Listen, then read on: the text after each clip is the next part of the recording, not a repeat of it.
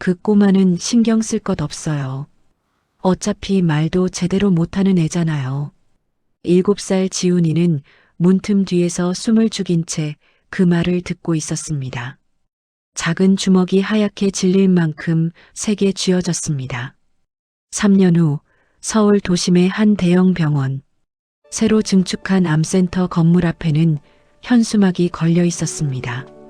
제1병원 창립 30주년 기념식 및 암센터 개원식. 로비는 화려한 꽃장식으로 가득했습니다. 하얀 백합과 붉은 장미가 뒤섞여 달콤한 향기를 뿜어내고 있었어요. VIP 손님들이 하나둘 도착하기 시작했습니다. 재계 인사들, 의료계 원로들, 그리고 기자들까지 모두가 오늘의 주인공을 기다리고 있었습니다. 배수진, 윤태영 회장의 며느리이자 오늘 행사의 총책임자였어요. 검은색 샤넬 투피스를 입은 수진이가 거울 앞에 섰습니다. 목에는 5캐럿짜리 다이아몬드 목걸이가 걸려 있었어요. 입술에는 선명한 레드 립스틱이 발라져 있었습니다. 완벽해. 수진이가 거울 속 자신에게 속삭였습니다. 오늘만 무사히 넘기면 모든 게 끝나는 거야. 그때 대기실 문이 열렸습니다. 하얀 가운을 입은 남자가 들어왔어요. 남궁우 제1병원 암센터 초대 센터장이었습니다. 준비 다 됐습니까? 남궁우가 물었습니다. 당연하죠. 수진이가 돌아서며 대답했어요. 윤 회장 추모 영상도 준비했고요. 남궁우가 고개를 끄덕였습니다. 3년 전 갑작스러운 심장마비로 돌아가신 윤태영 회장. 오늘 행사는 그를 추모하는 의미도 담고 있었습니다. 그런데 그들은 몰랐습니다. 로비 한쪽 구석 화분 뒤에 숨어서 두 사람을 지켜보는 작은 그림자가 있다는 것을요. 10살 윤지훈이었습니다.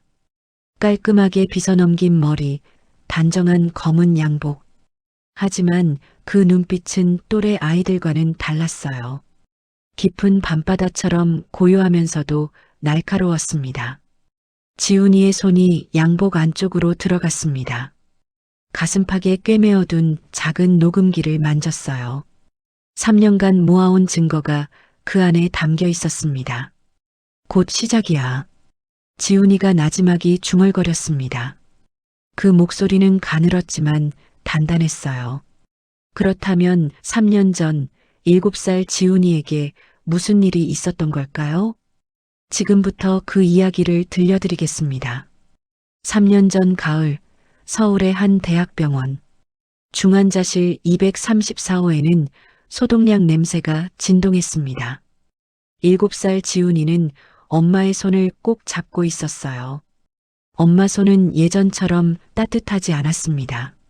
링거줄에 묶인 채 하얗게 식어가고 있었어요. 지훈아, 엄마가 힘겹게 눈을 떴습니다. 우리 아들, 엄마 말 잘 들어. 지훈이는 고개를 끄덕이며 엄마의 손을 더 꼭 쥐었어요. 손톱 끝이 하얗게 질릴 만큼 세게요. 아빠 잘 부탁해. 우리 지훈이가 아빠 곁에 있어줘야 해.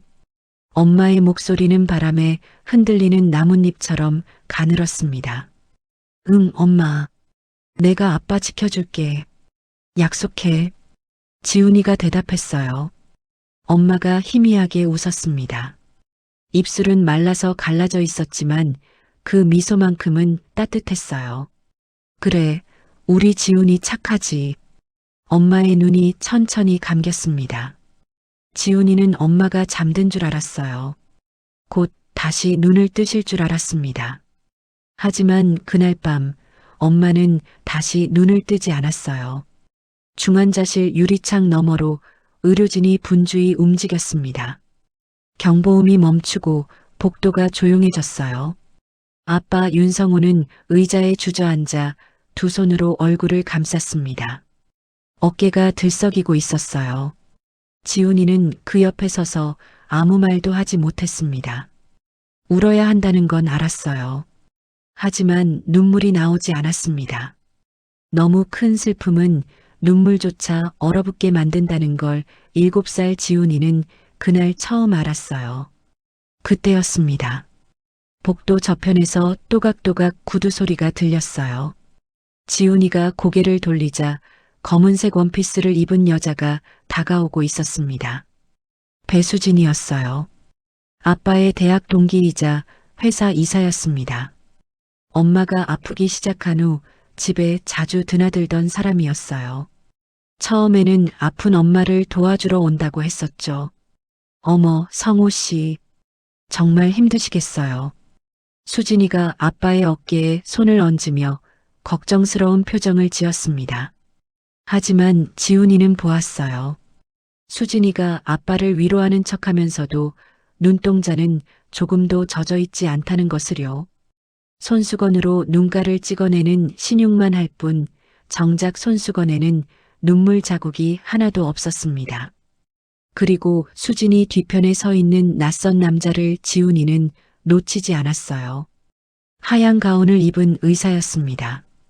은퇴 안경 너머로 차갑게 빛나는 눈을 가진 그 남자가 중환자실 안쪽을 흘끗 바라보며 입꼬리를 살짝 올리는 것을요.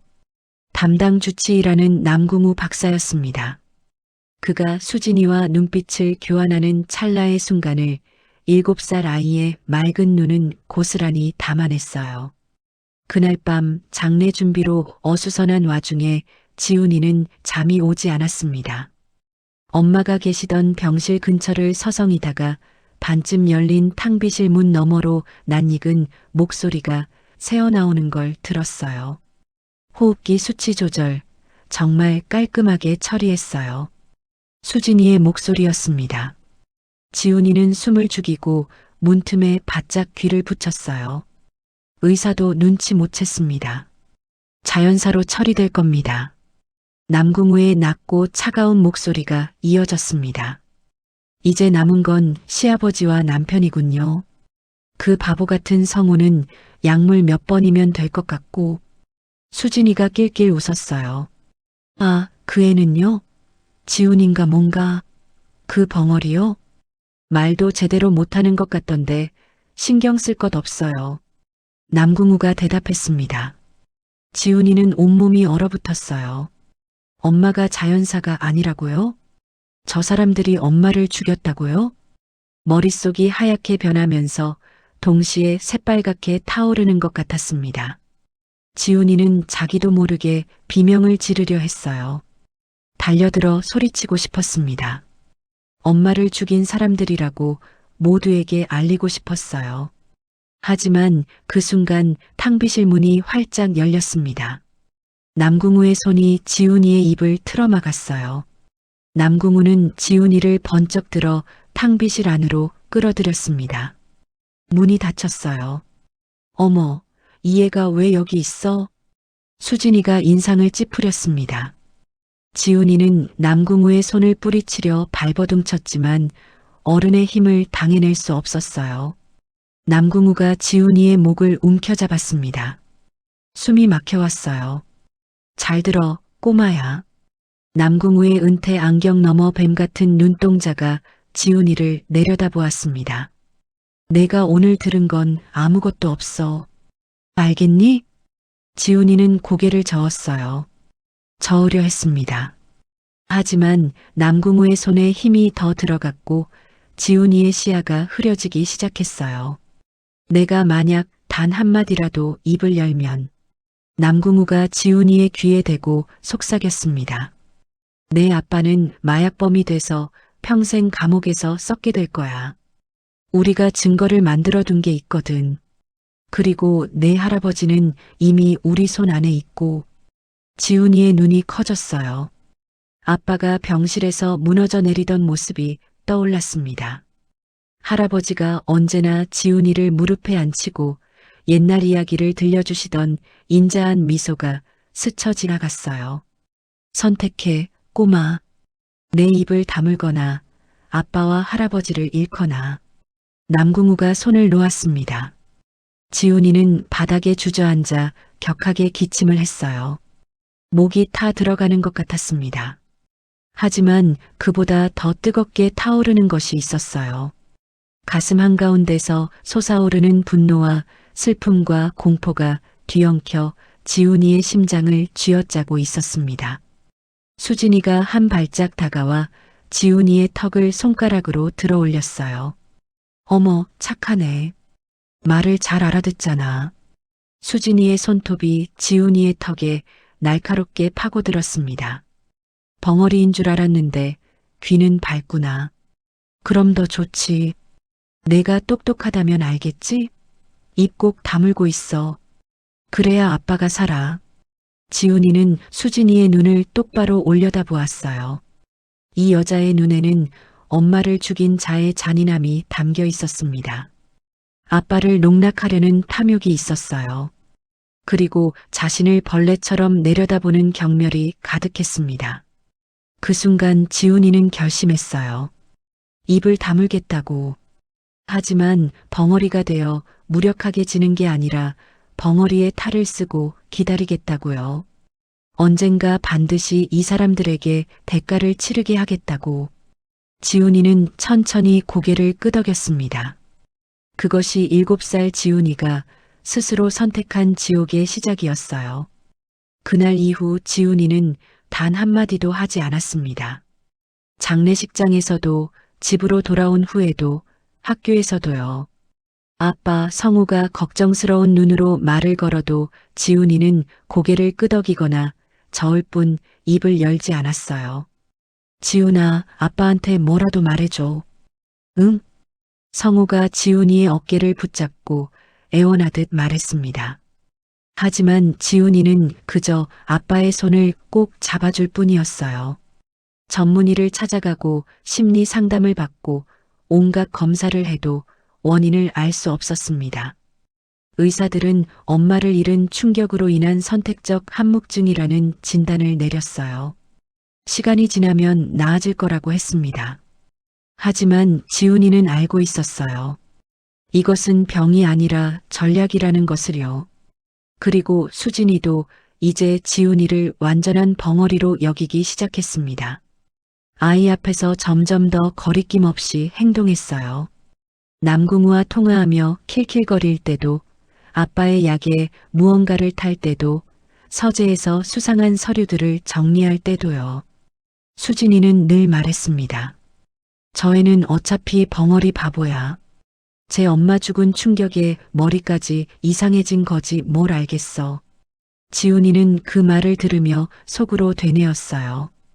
고마워요. 당신이 나를 벙어리로 보는 한나는 모든 걸 볼 수 있으니까. 그렇게 지훈이는 보이지 않는 감시자가 되어갔습니다. 아이들이 가지고 노는 장난감 속에 초소형 녹음기를 숨겼어요. 로봇 인형 안에 레고 자동차 밑에 책상 연필꽂이 속에요. 집 곳곳에 지훈이의 귀가 심어졌고 수진이는 그것도 모른 채 매일 밤 자신의 죄를 기록하고 있었습니다. 특히 지훈이가 가장 공을 들인 것은 아빠를 지키는 일이었어요. 남궁우가 성호에게 건네는 약이 있었습니다. 영양제라고 몸에 좋은 거라고 했지만 지훈이는 그 약을 먹은 아빠의 눈이 점점 흐려지는 걸 보았어요. 예전에는 지훈이를 보면 환하게 웃으시던 아빠가 이제는 멍하니 허공을 바라보는 시간이 늘어갔습니다. 지훈이는 밤마다 아빠의 방에 몰래 들어갔어요. 서랍 속 약통을 열어 남궁우가 준 약을 빼내고 미리 사둔 똑같은 모양의 비타민제로 바꿔 넣었습니다. 숨을 죽이고 손끝에 온 신경을 집중하며 한 알 한 알 정성스럽게 바꿔치기 했어요.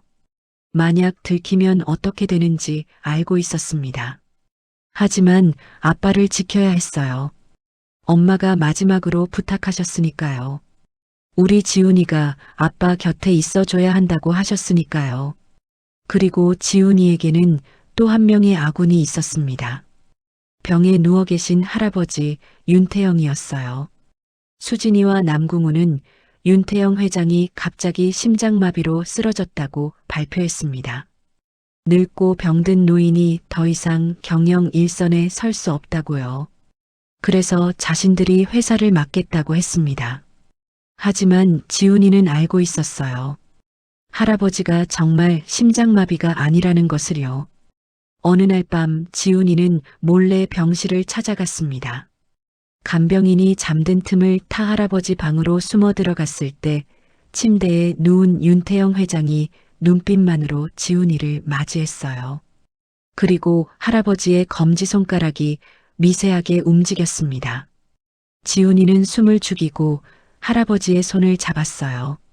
할아버지의 손가락이 지훈이의 손바닥 위에 글자를 쓰기 시작했습니다.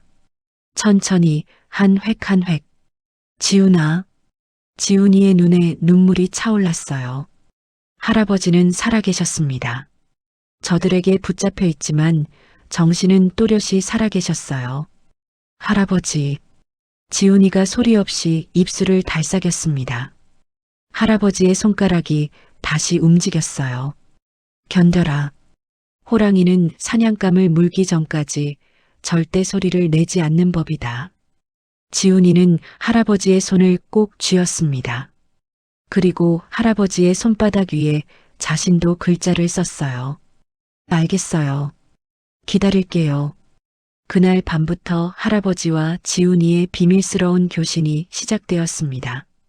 지훈이는 낮에 모은 정보들을 밤마다 할아버지의 손바닥에 전달했어요. 수진이가 어떤 서류를 만졌는지, 남궁우가 누구와 통화했는지, 아빠에게 어떤 약을 먹이려 하는지요. 할아버지는 그 정보들을 기억 속에 차곡차곡 정리하며 때를 기다렸습니다.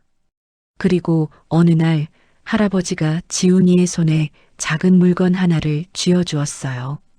손톱만 한 초소형 녹음기였습니다. 할아버지의 손가락이 움직였어요. 이것이 너를 지켜줄 것이다. 모든 걸 기록해라. 내 마지막 아군이 너를 도울 것이다. 지훈이는 그 녹음기를 받아들고 양복 안쪽 가장 깊은 곳에 꿰매어 달았습니다. 심장 바로 위에요. 엄마의 마지막 당부와 할아버지의 지혜가 담긴 그 녹음기는 지훈이가 앞으로 3년을 버틸 수 있게 해준 유일한 무기이자 희망이었어요. 하지만 수진이의 학대는 날로 심해졌습니다.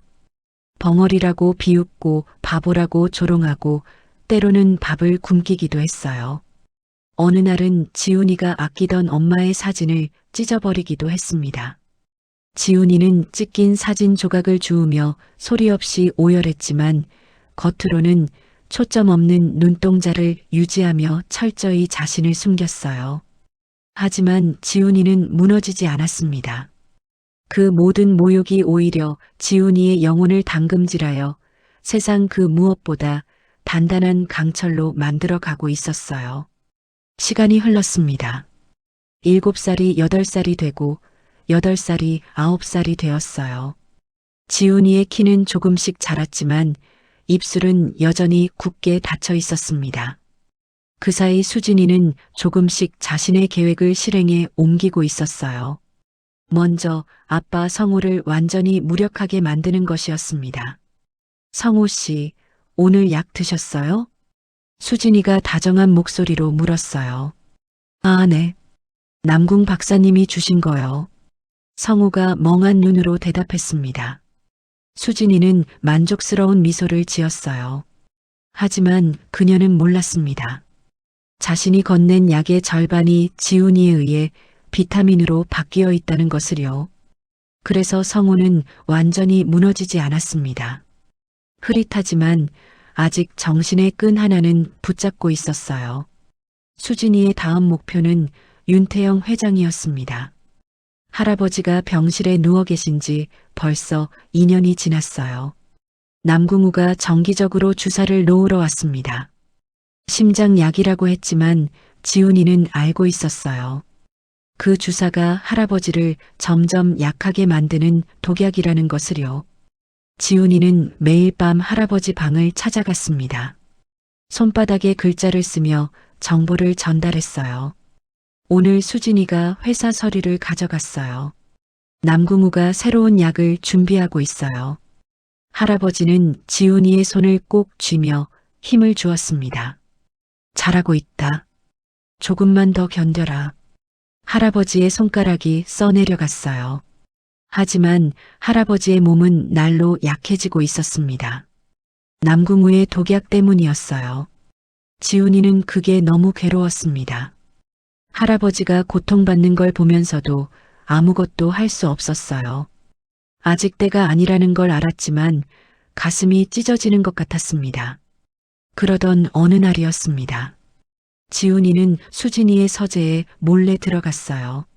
책상 서랍을 열어보았습니다. 거기에는 중요한 서류들이 있을 거라고 생각했거든요. 하지만 서랍은 비밀번호로 잠겨 있었습니다. 지훈이는 수진이가 평소에 누르는 번호를 기억해냈어요. 0-8-2-7. 딸깍. 서랍이 열렸습니다. 안에는 수많은 서류가 들어 있었어요.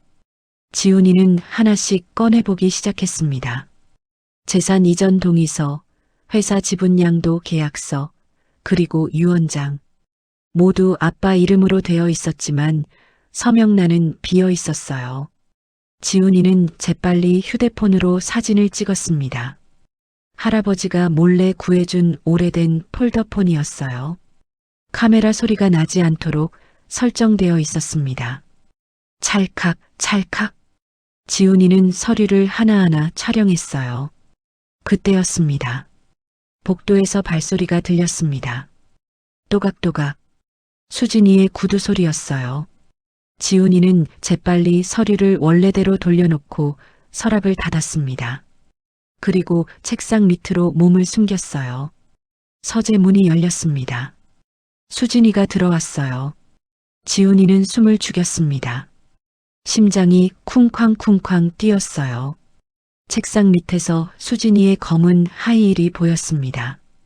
수진이가 책상 앞에 섰어요. 서랍을 열었습니다.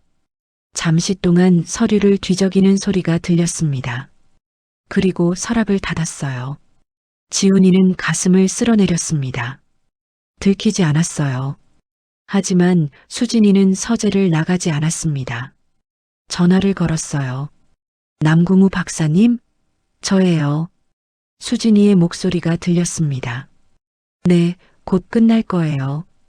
윤 회장님이 이제 얼마 남지 않았다고 하셨잖아요. 지훈이의 온몸이 얼어붙었어요. 할아버지가 얼마 남지 않았다고요? 그럼 이번 달 안으로 장례를 치르고 바로 승계식을 진행하면 되겠네요. 수진이가 말을 이었습니다. 성우는 이미 제 손안에 있고요. 서류에 도장만 찍으면 모든 게 끝나는 거예요. 킬킬. 수진이의 웃음소리가 서재에 울렸어요. 그 웃음소리는 지훈이의 귀에 마치 칼날처럼 날카롭게 들렸습니다. 아, 그 벙어리예요? 신경 쓸 것 없어요. 어차피 아무것도 모르는 바보잖아요. 수진이가 말했습니다. 지훈이는 이를 악물었어요. 주먹을 꽉 쥐었습니다. 손톱이 손바닥을 파고들어 아팠지만 참았습니다. 수진이가 전화를 끊고 서재를 나갔어요. 문이 닫히는 소리가 들렸습니다. 지훈이는 그제야 책상 밑에서 기어나왔습니다. 온몸이 땀으로 젖어 있었어요. 다리가 후들거렸지만 지훈이는 서재를 빠져나와 자기 방으로 돌아갔습니다. 그리고 침대에 누워 천장을 바라보았어요. 할아버지가 얼마 남지 않았다는 말이 머릿속에서 계속 맴돌았습니다. 안 돼. 지훈이는 속으로 외쳤어요. 할아버지를 지켜야 해. 아직 때가 아니야.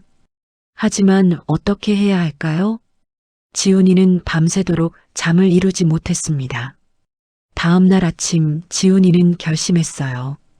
할아버지께 이 사실을 알려드려야 한다고요. 밤이 되자 지훈이는 다시 할아버지 방으로 갔습니다. 할아버지는 침대에 누워 계셨어요. 얼굴이 더 핏기 없이 창백해져 있었습니다. 지훈이는 할아버지의 손을 잡고 손바닥에 글자를 썼어요. 할아버지, 위험해요. 수진이가 이번 달 안에 할아버지를. 할아버지의 손가락이 움직였습니다. 알고 있다. 걱정 마라. 지훈이의 눈에 눈물이 고였어요. 할아버지의 손가락이 다시 움직였습니다. 때가 왔다. 이제 준비해야 한다. 지훈이는 고개를 끄덕였습니다. 할아버지가 지훈이의 손에 작은 종이 하나를 쥐어주었어요. 거기에는 전화번호가 적혀 있었습니다. 내 마지막 아군이다. 이 번호로 전화해라. 암호는 호랑이. 할아버지의 손가락이 또박또박 써내려갔어요. 지훈이는 그 종이를 꼭 쥐었습니다. 할아버지, 꼭 버티세요. 지훈이가 할아버지의 손바닥에 썼어요. 할아버지의 손가락이 마지막으로 한 번 움직였습니다. 너도 견뎌라. 곧 봄이 온다. 지훈이는 할아버지의 손을 꼭 잡았습니다. 그리고 조용히 방을 나왔어요. 복도는 어두웠습니다. 하지만 지훈이의 눈빛은 어둠 속에서도 빛나고 있었어요. 3년을 기다려온 그 순간이 다가오고 있었습니다. 다음 날 지훈이는 할아버지가 준 전화번호로 전화를 걸었습니다. 학교 화장실에 숨어서요. 따르릉, 따르릉. 몇 번의 신호음 후 전화가 연결되었어요. 여보세요? 낮고 굵은 남자 목소리가 들렸습니다. 지훈이는 할아버지가 알려준 대로 말했어요. 호랑이. 단 3글자였습니다. 하지만 그것으로 충분했어요. 전화 저편에서 잠시 침묵이 흘렀습니다. 그리고 남자가 다시 입을 열었어요. 도련님이십니까? 지훈이는 고개를 끄덕였다가 상대가 볼 수 없다는 걸 깨달았습니다. 네. 3년 만에 처음 내는 목소리였어요. 가늘고 떨렸지만 또렷했습니다. 기다리고 있었습니다. 저는 강민재입니다. 회장님의 오래된 친구이자 전직 검사였습니다. 강민재라는 남자가 말했어요. 지훈이는 그 이름을 들어본 적이 있었습니다. 할아버지가 젊은 시절 함께 일했던 분이라고 들었어요. 도련님, 혹시 지금 안전합니까? 네, 학교 화장실이에요. 좋습니다. 들어보세요. 회장님께서 3년 전부터 저에게 준비하라고 하셨습니다. 무엇을요? 지훈이가 물었어요. 복수를요. 강민재의 목소리는 단호했습니다. 회장님께서는 모든 걸 알고 계셨어요. 배수진과 남궁우의 계획을 말이죠. 그런데 왜 가만히 계셨어요? 지훈이가 물었습니다. 증거가 필요했기 때문입니다. 강민재가 대답했어요. 법정에서 이길 수 있는 완벽한 증거가요. 그래서 회장님께서는 일부러 당하신 겁니다. 도련님이 성장할 시간을 벌기 위해서요. 지훈이의 눈에 눈물이 고였어요. 할아버지가 그렇게까지 하셨다니요. 도련님, 지금까지 모은 증거가 있습니까? 네. 녹음 파일이랑 사진들이요. 좋습니다. 제가 내일 학교 앞으로 가겠습니다. 검은색 소나타를 찾으세요. 알겠습니다. 그리고 도련님. 네. 조금만 더 견디세요. 이제 곧 끝납니다. 전화가 끊어졌어요. 지훈이는 휴대폰을 꼭 쥐었습니다. 드디어 아군을 만나는구나. 가슴이 두근거렸어요. 다음 날 방과 후 지훈이는 학교 정문 앞에 섰습니다.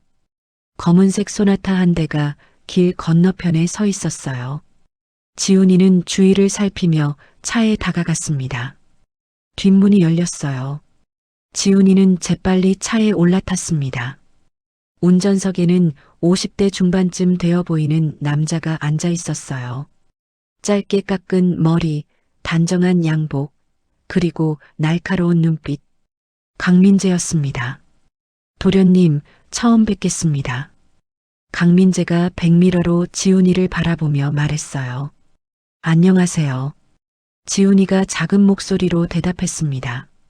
강민재는 차를 출발시켰어요. 한적한 공원 주차장에 차를 세웠습니다. 그리고 뒤를 돌아보았어요. 도련님, 그동안 고생이 많으셨습니다. 강민재의 목소리에 진심 어린 존경이 담겨 있었어요. 10살짜리 아이가 3년을 벙어리로 지내며 증거를 모았다는 게 믿기지 않았습니다. 지훈이는 양복 안쪽에서 녹음기를 꺼냈어요. 여기 다 있어요. 수진이랑 남궁우가 한 말들이요. 강민재가 녹음기를 받아들었습니다. 이것만으로도 충분합니다. 하지만 더 확실한 증거가 필요해요. 뭔데요? 현장을 잡아야 합니다. 강민재가 말했어요. 남궁우가 회장님께 독약을 주사하는 현장을요. 지훈이의 눈이 커졌어요. 그럼 할아버지가 위험해지잖아요. 걱정 마세요. 제가 준비한 게 있습니다. 강민재가 가방에서 작은 상자를 꺼냈어요. 안에는 초소형 카메라와 해독제가 들어 있었습니다. 이 카메라를 병실 어딘가에 설치하세요. 그리고 남궁우가 주사를 놓고 나면 30분 안에 이 해독제를 회장님께 드려야 합니다. 지훈이는 카메라와 해독제를 받아들었어요. 작은 손에 쏙 들어오는 크기였습니다. 할 수 있겠습니까? 강민재가 물었어요. 지훈이는 고개를 끄덕였습니다.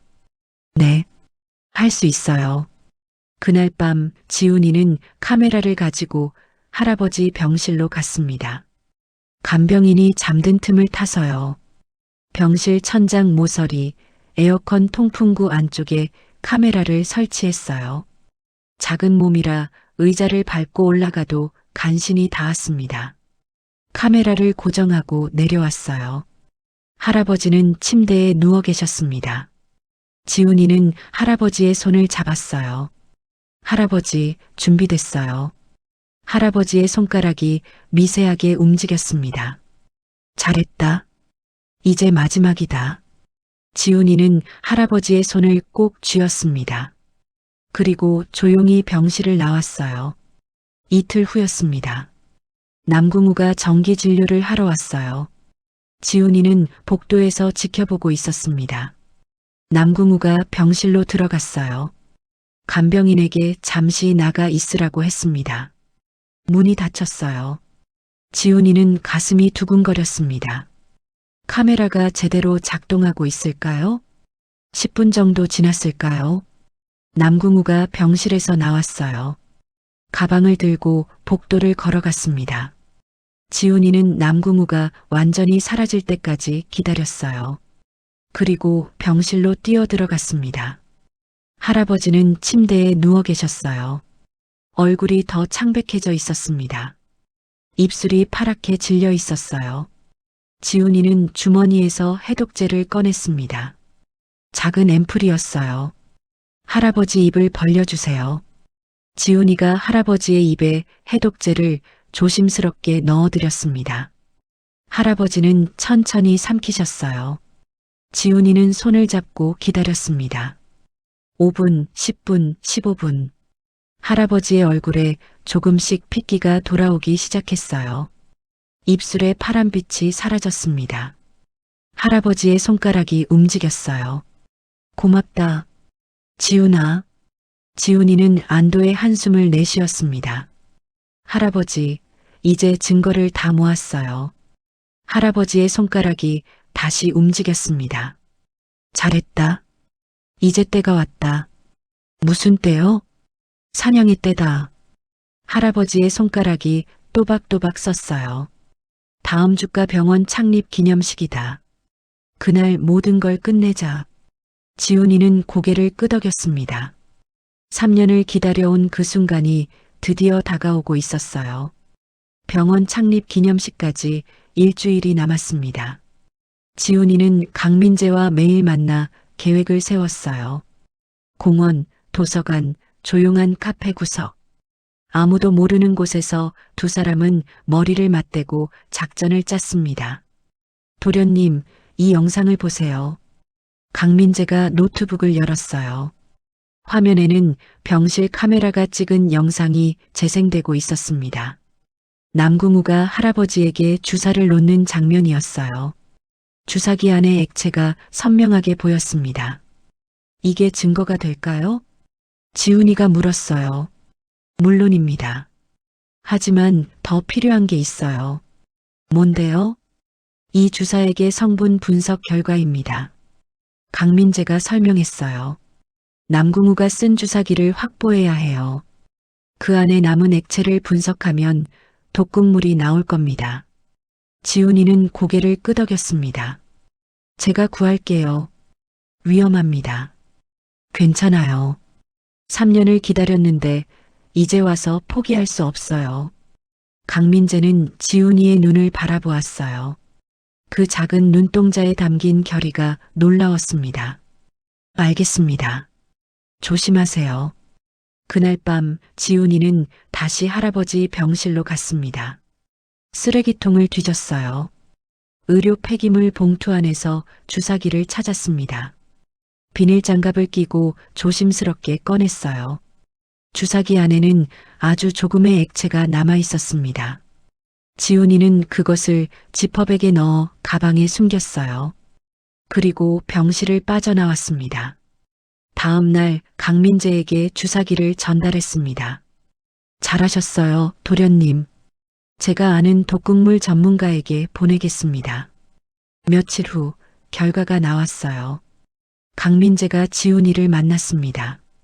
도련님, 대단한 겁니다. 강민재의 얼굴에 흥분이 역력했어요. 이 주사액에서 칼륨 과다 성분이 검출됐습니다. 심장마비를 유발하는 독극물이에요. 지훈이의 눈이 빛났습니다. 이제 증거가 다 모였나요? 네. 녹음 파일, 영상, 그리고 독극물 분석 결과까지 완벽합니다. 지훈이는 깊이 숨을 들이쉬었어요. 3년을 기다려온 순간이었습니다. 그런데 도련님, 한 가지 더 필요한 게 있습니다. 뭔데요? 도련님의 증언입니다. 강민재가 말했어요. 기념식 당일 도련님이 직접 나서서 모든 걸 폭로해야 해요. 그래야 임팩트가 있습니다. 지훈이는 잠시 망설였어요. 3년 동안 단 한마디도 하지 않았는데 갑자기 사람들 앞에서 말을 한다고요? 무섭지 않으세요? 강민재가 조심스럽게 물었습니다. 지훈이는 고개를 저었어요. 무섭지 않아요. 오히려 기대돼요. 수진이 얼굴이 어떻게 변할지요. 지훈이의 입가에 희미한 미소가 번졌습니다. 강민재는 그 미소를 보며 소름이 돋았어요. 10살 아이의 미소라고는 믿기지 않을 만큼 차갑고 단호했습니다. 한편 수진이는 기념식 준비에 여념이 없었습니다. 병원 로비를 화려하게 꾸미고 VIP 손님들을 초대했어요. 이번 행사는 단순한 기념식이 아니었습니다. 수진이가 병원 이사장 자리에 공식적으로 오르는 자리였어요. 윤태영 회장이 돌아가신 후 그 자리가 비어 있었거든요. 성우는 이미 수진이의 소나기에 있었습니다. 약에 절어 매일 멍하니 지내고 있었어요. 수진이가 내미는 서류에 도장만 찍으면 모든 게 끝나는 거였습니다. 남궁우 박사님, 준비 잘 되고 있죠? 수진이가 전화를 걸었어요. 물론입니다. 윤 회장님도 이제 며칠 안 남았고요. 남궁우가 대답했습니다. 기념식 다음 날쯤 자연스럽게 돌아가실 겁니다. 완벽하네요. 수진이가 웃었어요. 그럼 장례식 치르고 바로 재산 상속 절차 밟으면 되겠네요. 그렇죠. 모든 게 계획대로입니다. 수진이는 전화를 끊고 거울을 보았어요. 완벽한 외모, 완벽한 계획. 곧 모든 게 자신의 것이 될 거였습니다. 그런데 그녀는 몰랐어요. 자신의 모든 대화가 녹음되고 있다는 것을요. 지훈이가 거실 화분 안에 숨겨둔 녹음기가 돌아가고 있었습니다. 기념식 전날 밤이었습니다. 지훈이는 할아버지 병실을 찾아갔어요. 할아버지는 침대에 누워 계셨습니다. 예전보다 훨씬 건강해 보이셨어요. 강민재가 제공한 해독제 덕분이었습니다. 할아버지, 내일이에요. 지훈이가 할아버지의 손바닥에 썼어요. 할아버지의 손가락이 움직였습니다. 준비됐니? 네. 무섭지 않니? 아니요. 기대돼요. 할아버지의 손가락이 잠시 멈췄어요. 그리고 다시 움직였습니다. 지훈아, 너는 정말 강한 아이구나. 아니에요. 할아버지가 가르쳐 주셨잖아요. 호랑이는 소리 안 낸다고요. 그래. 하지만 내일은 소리를 내야 한다. 크게. 할아버지의 손가락이 또박또박 썼어요. 세상이 다 들을 수 있게. 지훈이는 고개를 끄덕였습니다. 할아버지, 엄마가 보고 있을까요? 할아버지의 손가락이 힘있게 움직였어요. 물론이다. 자랑스러워하고 계실 거야. 지훈이의 눈에 눈물이 맺혔습니다. 하지만 흘리지는 않았어요. 내일을 위해 아껴두려는 것 같았습니다. 지훈이는 할아버지의 손을 꼭 잡았어요. 할아버지, 내일 뵐게요. 일어나신 모습으로요. 할아버지의 손가락이 마지막으로 움직였습니다. 기다리마.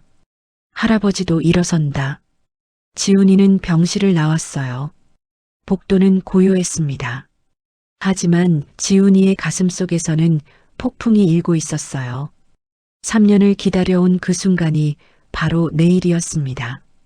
집으로 돌아오는 길, 지훈이는 하늘을 올려다보았어요. 별이 반짝이고 있었습니다. 엄마, 내일 봐요. 제가 약속 지키는 거요. 지훈이가 작게 속삭였습니다. 그날 밤 지훈이는 깊이 잠들었어요. 3년 만에 처음으로 악몽 없이 편안하게 잔 밤이었습니다. 기념식 당일 아침, 병원은 축제 분위기였습니다. 로비 입구에는 대형 현수막이 걸려 있었어요. 제1병원 창립 30주년 및 신임 이사장 취임식. 붉은 카펫이 정문에서 대강당까지 깔렸습니다. 양옆으로 하얀 백합 화분이 줄지어 서 있었어요. 오전 10시부터 하객들이 모여들기 시작했습니다. 재계 인사들, 의료계 원로들, 정치인들까지요. 모두 배수진의 화려한 출발을 축하하러 온 사람들이었습니다. 수진이는 대기실에서 마지막 점검을 하고 있었어요. 검은색 샤넬 투피스는 몸에 딱 맞았고 목의 다이아몬드는 조명 아래 찬란하게 빛났습니다. 거울 속 자신을 보며 만족스러운 미소를 지었어요. 오늘만 넘기면 모든 게 내 거야. 수진이가 중얼거렸습니다. 대기실 문이 열렸어요. 남궁우가 들어왔습니다. 하얀 가운 대신 검은 정장을 입고 있었어요. 준비 다 됐습니까? 남궁우가 물었습니다. 당연하죠. 성우는요? 이미 무대 옆 대기석에 앉혀뒀습니다. 완전히 멍한 상태예요. 남궁우가 비웃듯 말했어요. 윤 회장님은요? 병실에 계십니다. 오늘 밤쯤 조용히 가실 겁니다. 수진이는 고개를 끄덕였습니다. 완벽하네요. 그럼 시작하죠. 두 사람은 대기실을 나와 대강당으로 향했어요. 강당은 이미 사람들로 가득 차 있었습니다. 500명은 좋게 되어 보였어요. 앞줄에는 기자들이 카메라를 들고 대기하고 있었습니다. 수진이가 무대에 올랐어요. 환한 조명이 그녀를 비추었습니다. 박수가 터져 나왔어요. 수진이는 마이크 앞에 섰습니다. 존경하는 내빈 여러분. 수진이의 목소리가 강당에 울려 퍼졌어요. 오늘 이 자리에 와주셔서 감사합니다. 박수가 다시 터졌습니다. 윤태영 회장님께서 세우신 제1병원이 어느덧 30년을 맞이했습니다. 수진이가 말을 이었어요. 하지만 안타깝게도 회장님께서는 2년 전 갑작스러운 심장마비로 우리 곁을 떠나셨습니다. 강당이 조용해졌어요. 사람들이 고개를 숙였습니다. 회장님의 뜻을 이어받아 제가 이사장직을 맡게 되었습니다. 수진이의 목소리에 자부심이 묻어났어요. 부족하지만 최선을 다하겠습니다. 다시 박수가 쏟아졌습니다. 플래시가 터졌어요. 수진이는 환하게 웃었습니다. 바로 그때였어요. 강당 뒤편 문이 열렸습니다. 아침 햇살이 쏟아져 들어왔어요. 그 빛을 등지고 작은 그림자 하나가 걸어 들어왔습니다. 깔끔하게 빗어넘긴 머리, 단정한 검은 양복. 10살 윤지훈이었어요. 지훈이는 천천히 강당 중앙 통로를 걸어갔습니다. 구두가 바닥을 밟을 때마다 또각또각 소리가 났어요. 그 소리는 고요한 강당에 선명하게 울렸습니다. 사람들이 하나둘 고개를 돌렸어요. 저 아이가 누구지? 누군가가 속삭였습니다. 수진이는 지훈이를 보는 순간 얼굴이 굳어졌어요. 저 벙어리가 왜 여기 있어? 하지만 곧 표정을 관리했습니다. 사람들 앞이었으니까요. 어머, 지훈이네. 우리 아들이 엄마 축하해 주러 왔구나. 수진이가 다정한 목소리로 말했어요. 하지만 지훈이는 대답하지 않았습니다. 무대 앞까지 걸어와 수진이를 똑바로 바라보았어요. 그 눈빛이 예전과 달랐습니다. 더 이상 초점 없는 벙어리의 눈이 아니었어요. 깊은 밤바다처럼 고요하지만 날카롭게 빛나는 눈이었습니다. 지훈아, 자리에 앉아. 수진이가 조금 당황한 목소리로 말했어요. 하지만 지훈이는 움직이지 않았습니다. 대신 양복 주머니에서 작은 리모컨을 꺼냈어요. 버튼을 눌렀습니다. 강당 뒤편에 대형 스크린이 켜졌어요. 화면에서 지직거리는 소리가 났습니다. 그리고 영상이 재생되기 시작했어요. 어두운 병실, 침대에 누운 노인, 그리고 주사기를 든 남자. 남궁우였습니다. 영상 속에서 남궁우가 할아버지 윤태영의 팔에 주사를 놓고 있었어요. 이게 뭐야? 누군가가 소리쳤습니다. 강당이 술렁이기 시작했어요. 수진이의 얼굴이 창백하게 변했습니다. 남궁우는 무대 옆에서 헛걸음질 치며 뒤로 물러섰어요. 지훈이가 입을 열었습니다. 3년 만에 처음 내는 목소리였어요. 가늘었지만 마이크를 통해 강당 전체에 또렷하게 퍼져나갔습니다. 저는 윤지훈입니다. 윤태영 회장님의 손자입니다. 강당이 순간 조용해졌어요. 3년 동안 저는 말을 하지 않았습니다. 지훈이가 말을 이었어요. 엄마가 돌아가신 충격 때문이라고 사람들은 말했죠. 지훈이는 수진이를 똑바로 바라보았습니다. 하지만 진실은 달랐습니다. 지훈이의 목소리가 떨렸어요. 저는 말을 할 수 없었던 게 아니라 하지 않았던 겁니다. 왜냐하면 지훈이가 스크린을 가리켰어요. 저 사람들이 우리 가족을 죽이고 있었으니까요. 강당이 술렁였습니다. 기자들의 카메라가 미친 듯이 셔터를 눌러댔어요. 수진이가 비명을 질렀습니다. 거짓말이야. 저 애가 미쳤어. 하지만 스크린에서는 계속 영상이 재생되고 있었어요. 남궁우가 주사를 놓고 나가는 장면. 그리고 화면이 바뀌었습니다. 이번에는 병원 탕비실이었어요. 3년 전 그날 밤의 녹음 파일이 재생되기 시작했습니다. 호흡기 수치 조절, 정말 깔끔하게 처리했어요. 수진이의 목소리였어요. 의사도 눈치 못 챘습니다. 자연사로 처리될 겁니다. 남궁우의 목소리가 뒤따랐습니다. 강당 전체가 얼어붙었어요. 사람들의 입이 떡 벌어졌습니다. 저건 조작이야. 수진이가 소리쳤어요. 하지만 그녀의 목소리는 떨리고 있었습니다. 지훈이는 주머니에서 또 다른 것을 꺼냈어요. 작은 USB였습니다. 여기에 3년치 녹음 파일이 다 있습니다. 지훈이가 말했어요. 배수진과 남궁우가 우리 엄마를 죽이려고 계획한 대화, 할아버지를 독살하려는 대화, 아빠에게 약을 먹이는 대화까지요. 남궁우가 무대에서 뛰어내렸어요. 비상구를 향해 달렸습니다. 하지만 문이 열리자 경찰들이 들어섰어요. 강민재가 그들을 이끌고 있었습니다. 남궁우 씨 살인 미수 혐의로 긴급 체포합니다. 경찰이 수갑을 채웠어요. 찰칵. 차가운 금속 소리가 강당에 울렸습니다. 수진이는 무대 위에 주저앉았습니다. 다리에 힘이 풀려 서 있을 수조차 없었어요. 화려했던 샤넬 투피스가 구겨졌고 다이아몬드 목걸이가 비틀어져 빛을 잃었습니다. 안 돼, 이럴 수가. 수진이가 중얼거렸어요. 경찰이 무대로 올라왔습니다.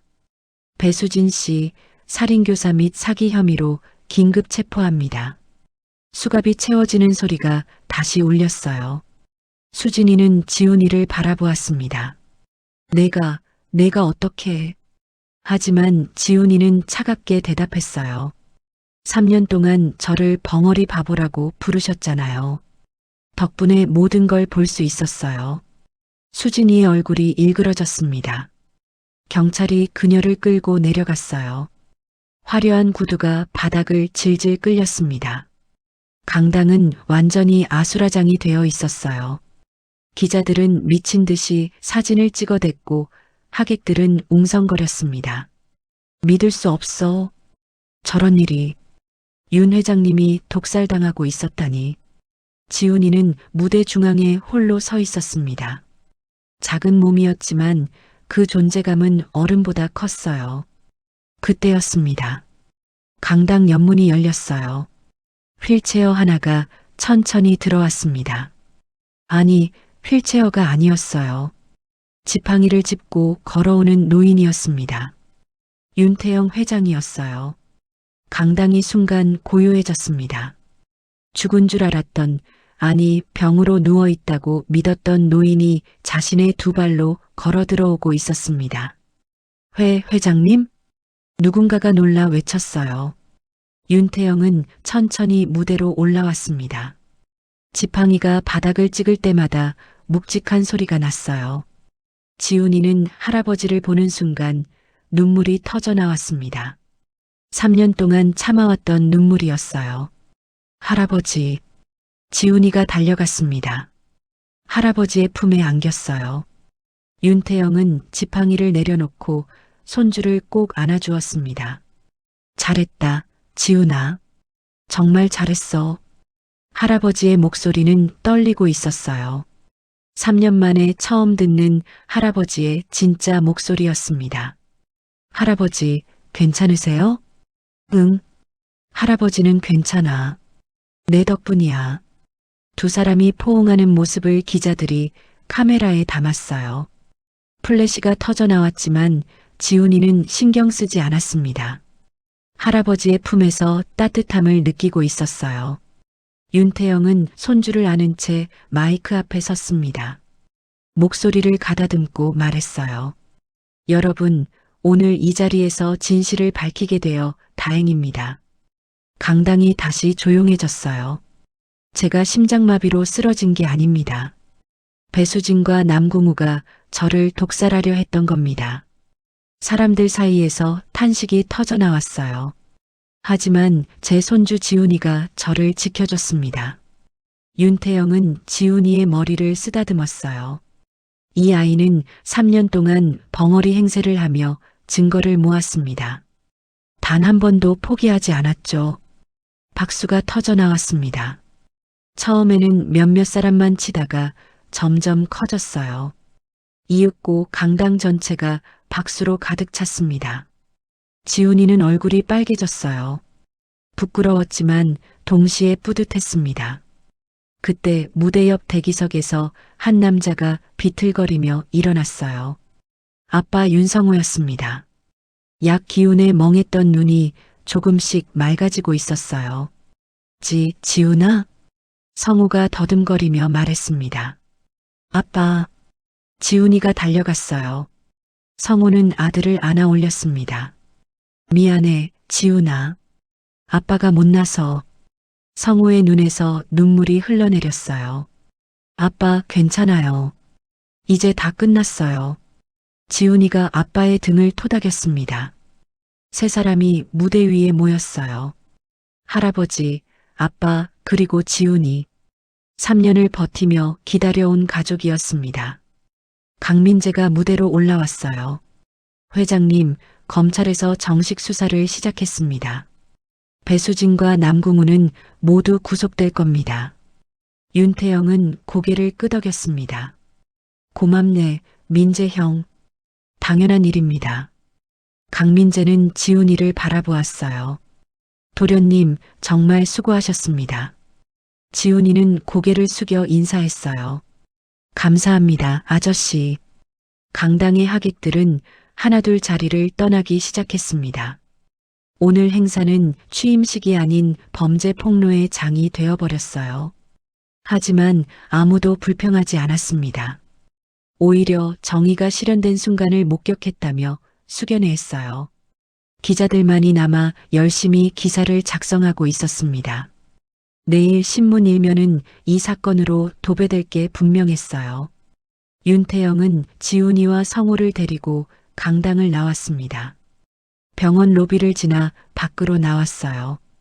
따스한 봄 햇살이 쏟아지고 있었습니다. 할아버지, 이제 뭐해요? 지훈이가 물었어요. 집에 가자. 우리 집으로. 윤태영이 대답했습니다. 세 사람은 검은 승용차에 올라탔어요.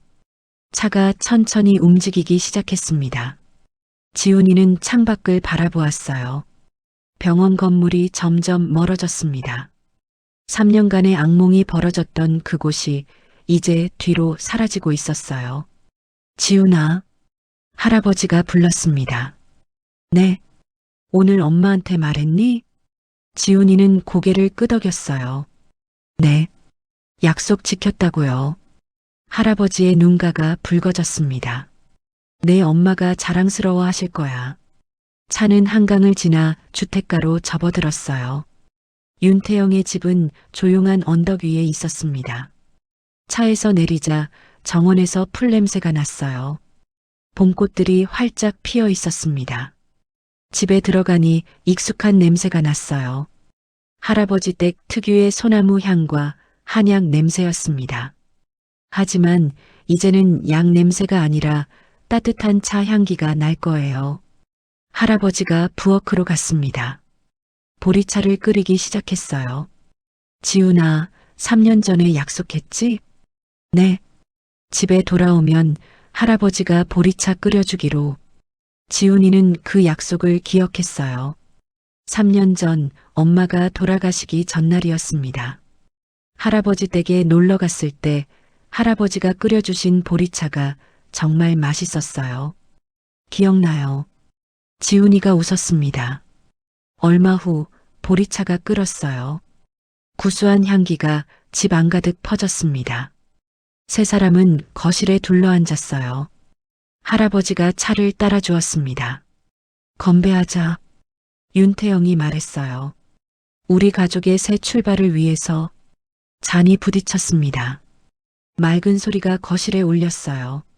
세 사람이 동시에 차를 마셨습니다.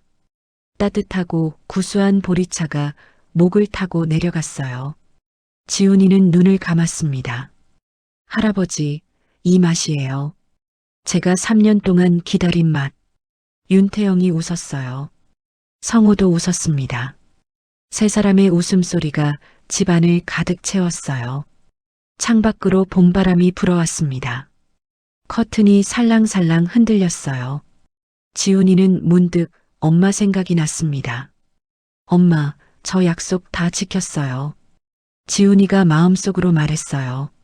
아빠 지켰고 할아버지도 지켰어요. 이제 우리 다시 행복하게 살 수 있어요. 바람이 지훈이의 뺨을 스쳤습니다.